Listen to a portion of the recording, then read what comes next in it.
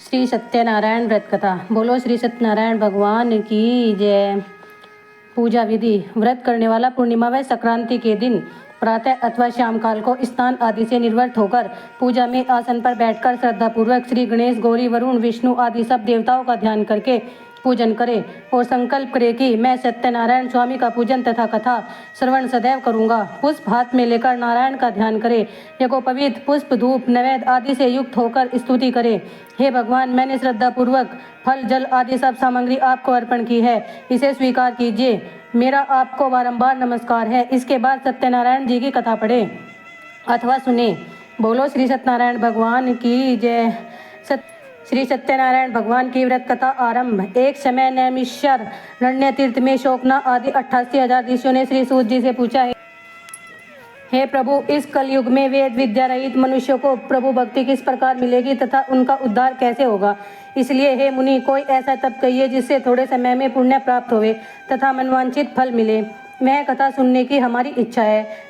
सर्वशास्त्र ज्ञाता श्री सूत जी बोले, हे वैष्णव में पूज्य, आप सबने प्राणियों के हित की बात पूछी है। अब मैं उस श्रेष्ठ व्रत को आप लोगों से कहूँगा जिस व्रत को नारद जी ने लक्ष्मी नारायण से पूछा था और लक्ष्मीपति ने मुनि श्रेष्ठ नारद से कहा था। सो ध्यान से सुनो।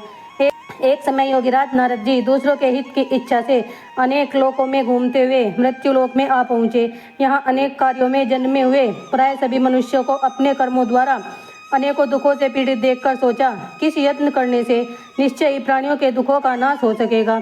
ऐसा मन में सोचकर विष्णु लोक को गए।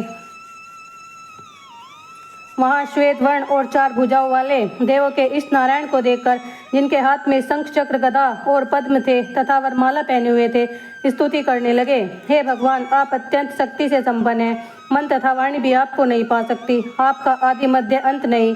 निर्गुण स्वरूप, सृष्टि के आदिभूत व भक्तों के दुखों को नष्ट करने वाले हो, आपको नमस्कार है। नारद जी से इस प्रकार की स्तुति सुनकर विष्णु भगवान बोले, हे मुनि श्रेष्ठ, आपके मन में क्या है? आपका किस काम के लिए आगमन हुआ है? निसंकोच कहो। तब नारद मुनि बोले, मृत्यु लोक में सब मनुष्य जो अनेक योनियों में पैदा हुए हैं, अपने अपने कर्मों द्वारा अनेक प्रकार के दुखों से दुखी हैं।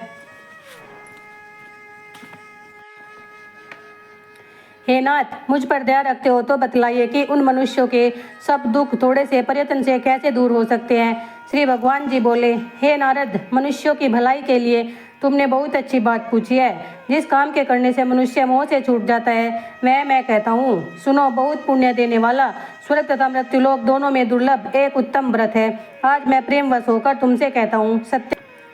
सत्यनारायण भगवान का यह व्रत अच्छी तरह से विधि पूर्वक करके मनुष्य अपनी आयु पूर्ण करके यहाँ सुख भोग कर मरने पर मोक्ष को प्राप्त होता है। श्री भगवान के वचन सुनकर नारद मुनि बोले कि उस व्रत का फल क्या है, क्या विधान है और किसने यह व्रत किया है और किस दिन यह व्रत करना चाहिए, विस्तार से कहिए।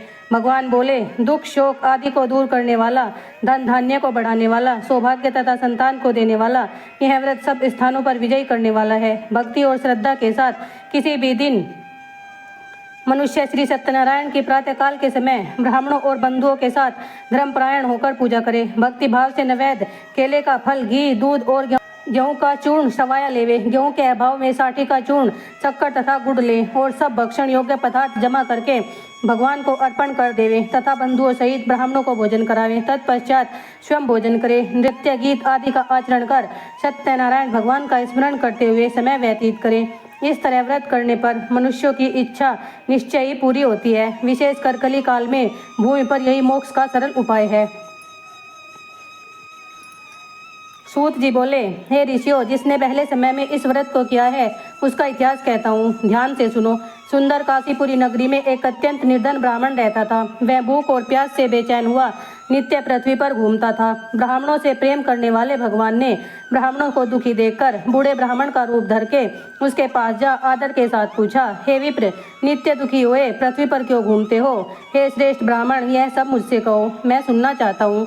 ब्राह्मण बोला, मैं निर्धन ब्राह्मण हूँ, भिक्षा के लिए पृथ्वी पर फिरता हूँ। हे भगवान, यदि आप इसका उपाय जानते हो तो कृपा कर कहो। वृद्ध ब्राह्मण बोला, सत्यनारायण भगवान मनवांचित फल देने वाले हैं, इसीलिए हे ब्राह्मण तू उनका पूजन कर, जिसके करने से मनुष्य सब दुखों से मुक्त हो जाता है। ब्राह्मण को व्रत का सारा विधान बतलाकर बूढ़े ब्राह्मण का रूप धारण करने वाले सत्यनारायण भगवान अंतर्ध्यान हो गए। जिस व्रत को व्रत ब्राह्मण ने बतलाया है मैं उसे अवश्य करूँगा। यह निश्चय करने पर उसे रात में नींद भी नहीं आई। वह सवेरे उठकर सत्यनारायण के व्रत का निश्चय कर भिक्षा के लिए चला। उसको भिक्षा में बहुत धन मिला, जिससे बंधुओं के साथ उसने सत्यनारायण का व्रत किया।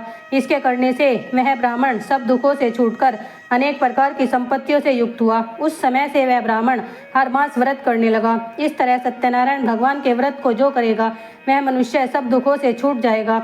इस तरह नारद जी से नारायण का कहा हुआ यह व्रत मैंने तुमसे कहा। हे विप्रो, अब मैं और क्या कहूँ।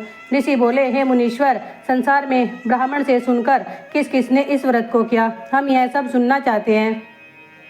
इसके लिए हमारे मन में श्रद्धा है। सूत जी बोले, हे मुनियों, जिसने इस व्रत को किया है वह सब सुनो। एक समय ब्राह्मण धन और ऐश्वर्य के अनुसार बंधुओं के साथ व्रत करने को तैयार हुआ। उसी समय एक लकड़ी बेचने वाला बूढ़ा आदमी आया और बाहर लकड़ियों को रखकर ब्राह्मण के मकान में गया। प्यास से दुखी लकड़हारा उस व्रत को करते देखकर ब्राह्मणों को नमस्कार कर कहने लगा कि आप यह क्या कर रहे हैं और इसके करने से क्या फल मिलता है, कृपया करके मुझसे कहो। ब्राह्मणों ने कहा, सब मनोकामनाओं को पूरा करने वाला यह सत्यनारायण भगवान का व्रत है। इसकी ही कृपा से मेरे यहाँ धन धान्य आदि की वृद्धि हुई है। ब्राह्मण से इस व्रत के बारे में जानकर लक्कड़हारा बहुत प्रसन्न हुआ। चरणामृत ले प्रसाद खाने के बाद अपने घर को गया। लक्कड़हारे ने अपने मन में इस प्रकार संकल्प किया कि आज नगर में लकड़ी बेचने से जो धन मिलेगा उसी से सत्यनारायण देव का उत्तम व्रत करूँगा। यह मन में विचार कर वह बूढ़ा आदमी लकड़ियाँ अपने सिर पर रखकर जिस नगर में धनवान लोग रहते थे वह ऐसे सुंदर नगर में गया। उस रोज वहाँ पर उसने उन लकड़ियों का दाम पहले दिन से 4 गुना मिला। तब वह बूढ़ा लक्कड़हारा दाम ले अति प्रसन्न होकर पक्के केले की पुली, शक्कर, घी, दूध, दही और गेहूँ का आटा इत्यादि सत्यनारायण भगवान के व्रत की कुल सामग्रियों को लेकर अपने घर गया। फिर उसने अपने भाइयों को बुलाकर विधि के साथ भगवान का पूजन और व्रत किया। इस व्रत के प्रभाव से वह बूढ़ा लक्कड़हारा धन, पुत्र आदि से युक्त हुआ और संसार में समस्त सुख भोग कर वैकुंठ को चला गया। बोलो श्री सत्यनारायण भगवान की जय।